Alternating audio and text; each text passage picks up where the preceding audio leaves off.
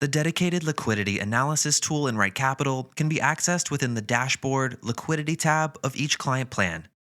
This module is designed to help facilitate liquidity conversations with your clients, providing warm visuals that clearly demonstrate the value of a liquid emergency fund.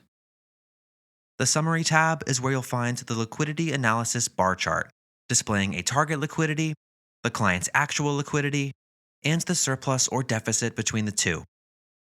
To fine-tune the liquidity target, start by opening the action items at the bottom of the page. Here, you'll find a slider that can be used to set how many months of covered expenses you'd like the target to cover. The client's monthly expenses will be pulled in from the profile section, and a dollar amount will be automatically calculated. You can also set a proposed expense buffer to add additional expenses to the monthly amount being pulled in from the profile. The total covered expenses will consist of the current monthly expenses in addition to any proposed expense buffer that is entered. The client's actual liquidity can be customized by clicking the Edit button in the lower right. You can choose to include or exclude bank accounts, cash and taxable investment accounts, and life insurance cash value.